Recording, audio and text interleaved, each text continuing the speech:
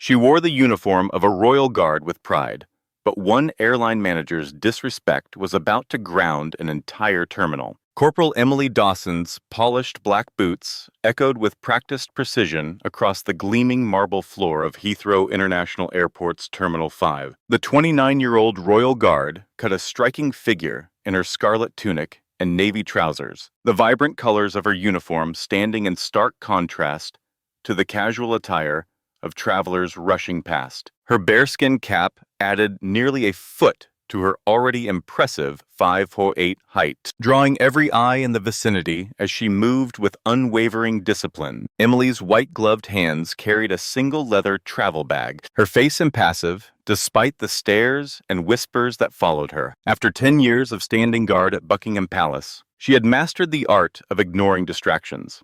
Whether they were tourists waving cameras in her face or business travelers casting sidelong glances at what they often dismissed as a theatrical costume, rather than one of Britain's most prestigious military uniforms. Emily was traveling to Edinburgh on official duty, part of a quarterly ceremonial guard exchange between royal residences. Typically, such travel would be coordinated through military transport, but an urgent schedule change had necessitated booking a commercial flight. Her commanding officer had arranged first-class accommodation due to the last-minute nature of the trip and the importance of her arriving in proper condition to represent the crown. The ceremonial uniform, with its intricate details and historical significance, required careful handling, and the spacious seating of first class was deemed necessary to ensure she arrived in Edinburgh without compromising her appearance or readiness. As she approached the first-class check-in counter, Emily stood patiently in line behind a businessman engrossed in his phone, his fingers tapping rapidly on the screen. When her turn came, she stepped forward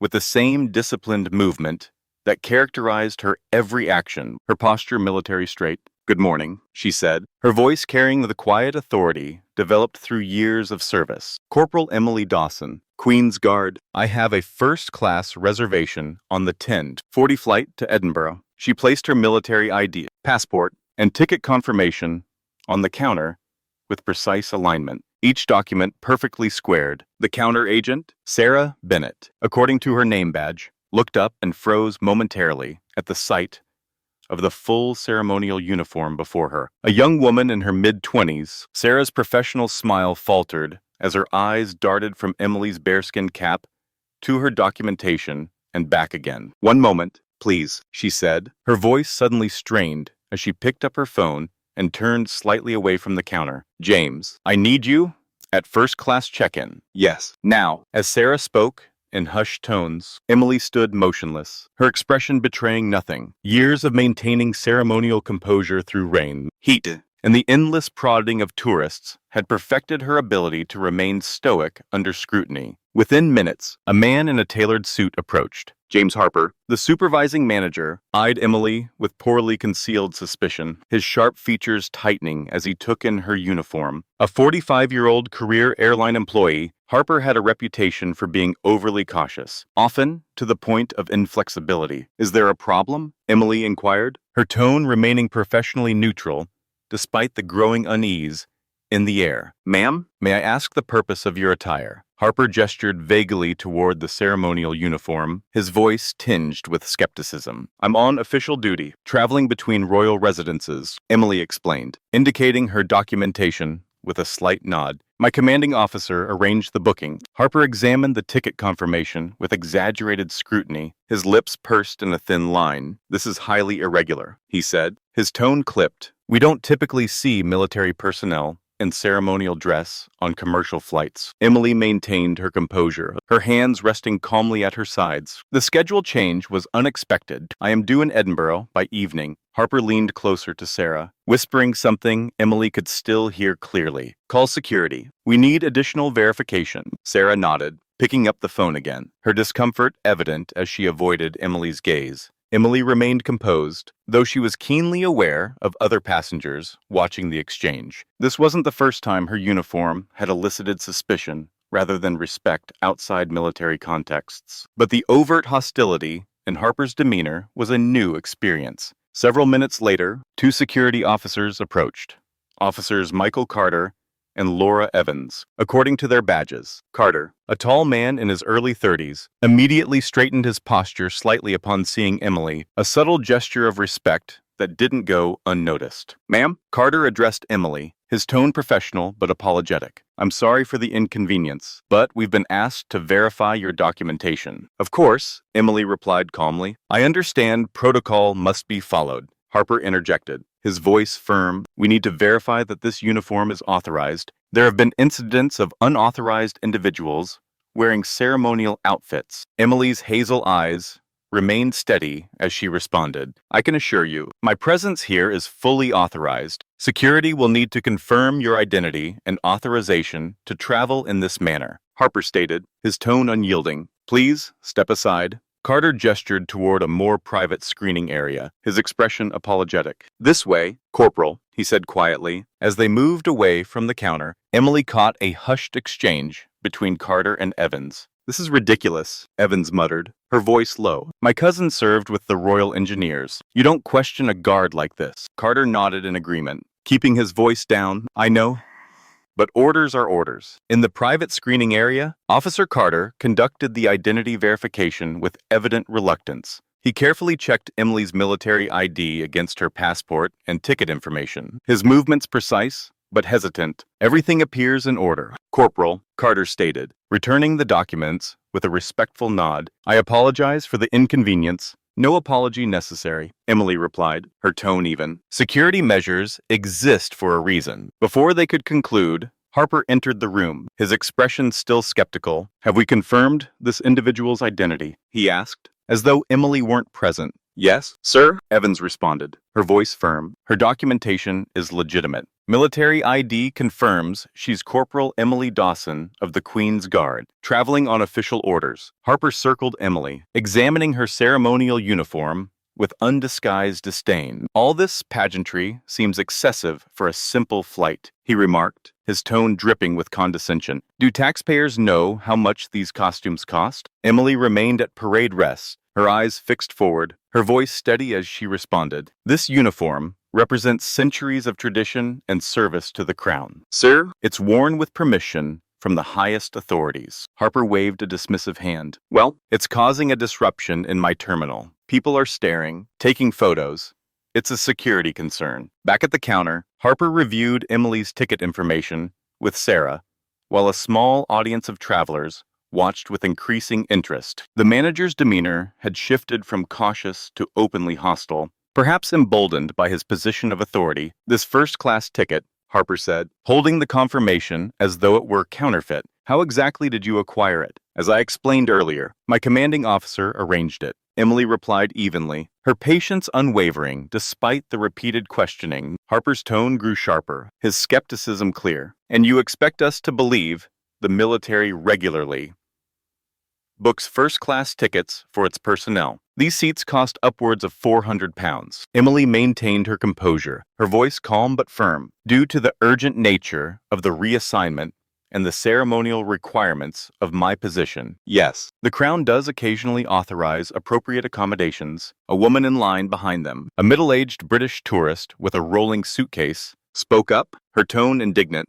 For heaven's sake, she's a royal guard. Why are you treating her like a criminal? Harper turned briefly, his expression tightening. Ma'am, I assure you, we're following standard security protocols. His attention returned to Emily, his voice cold. How exactly did you afford this ticket personally? Our records show it was purchased yesterday. I didn't purchase it personally. It was arranged through military channels, Emily explained for the third time, her tone unchanged despite the growing hostility. Harper exchanged a glance with Sarah, who seemed increasingly uncomfortable with the situation. I'm afraid we cannot verify the legitimacy of this ticket, Harper said, his voice firm. For security reasons, we'll need to reassign you to economy class. A ripple of disbelief passed through the onlookers, several passengers exchanging shocked glances. Emily remained still, processing the blatant discrimination dressed as a security concern. Is there a specific regulation I've violated? She asked calmly, her hazel eyes steady on Harper. Ma'am, this isn't a debate, Harper stated firmly. We have full discretion over flight assignments for security purposes. Your unusual attire and inability to verify the source of your premium ticket raise red flags. You can either accept economy seating or reschedule your travel. Emily understood the reality of her situation. Making a scene would reflect poorly on the institution she represented. Regardless of who was at fault, her training had prepared her for far worse indignities than an airline downgrade, and she refused to let personal pride overshadow her duty. As you wish, she responded with quiet dignity. I won't cause a scene. Harper seemed relieved, perhaps having expected a confrontation. He quickly processed the seat reassignment, handing Emily a new boarding pass for seat 24C in economy. As Emily turned to leave, Officer Carter approached, having witnessed the entire exchange. "Corporal, I want to apologize," he said quietly, his voice sincere. "This isn't right." "Thank you, officer," Emily replied, her tone even, "but some battles aren't worth fighting." She adjusted her bearskin cap slightly, preparing to board the aircraft, unaware that the events about to unfold would prove her wrong and turn this humiliating moment into a powerful lesson for everyone involved. Boarding the aircraft to Edinburgh proved to be a challenge for Corporal Emily Dawson, her ceremonial uniform drawing curious stares from passengers and crew alike as she maneuvered through the narrow aisle of the British Airways plane. The 29-year-old Royal Guard had to remove her bearskin cap to fit through the door, carefully tucking it under her arm to avoid damaging the iconic headpiece. Her scarlet tunic, with its intricate gold embroidery, made her broad shoulders appear even more imposing, and the tight confines of the economy class aisle barely accommodated her. Flight attendants paused mid-sentence, their eyes widening in surprise as Emily made her way toward the back of the plane, her movements precise despite the cramped space. When she reached row 24, Emily found an elderly gentleman occupying the window seat, his weathered hands folded neatly in his lap. Seat 24C, her reassigned spot in economy, felt like a far cry from the first-class accommodation her commanding officer had booked. But Emily refused to let the indignity of the downgrade affect her composure. The man looked up as she approached, his eyes widening in recognition. "Well, I'll be damned," he said, straightening in his seat with a broad smile. "A Queen's Guard on my flight." "Good morning, sir," Emily replied politely, her voice carrying the quiet authority of her military training as she stored her bearskin cap in the overhead compartment and maneuvered into the middle seat. The elderly man extended a weathered hand, his grip surprisingly firm. "Walter Grayson, Royal Marines, retired, served 28 years before they put me out to pasture." A 75-year-old veteran with a shock of white hair and a twinkle in his blue eyes, Grayson's face lit up with pride as he took in Emily's uniform. "Corporal Emily Dawson, Queen's Guard," she replied, shaking his hand with a respectful nod. Grayson smiled warmly, his voice tinged with nostalgia. "I recognized the uniform immediately. My unit provided support for the changing of the Guard back in '78.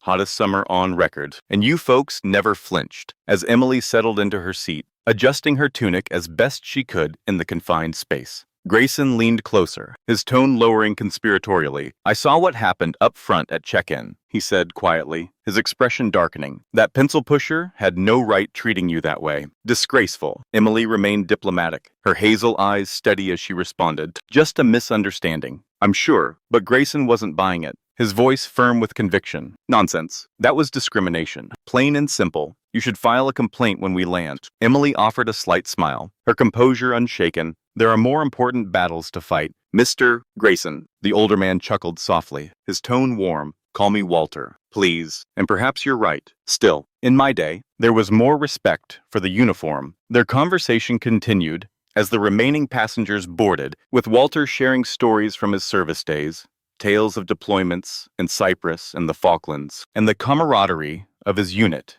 during ceremonial duties. Emily listened with genuine interest, her disciplined demeanor softening slightly as she engaged with the veteran. Several passengers in nearby seats had begun eavesdropping, clearly intrigued by the uniformed guardsman and the animated recollections of the retired Marine. A young woman in the row behind them leaned forward slightly, her phone lowered as she listened to Walter's stories with a small smile. 30 minutes into the flight, as the plane cruised at 30,000 feet, Emily and Walter were discussing the rigorous selection process for the Queen's Guard when a sudden commotion erupted several rows behind them. A flight attendant's voice cut through the ambient noise of the cabin, sharp with urgency. "Is there a doctor on board?" We need medical assistance immediately. Emily turned in her seat, her training kicking in instinctively as she assessed the situation. A flight attendant was leaning over a passenger who had collapsed in the aisle, a middle-aged man lying motionless on the floor,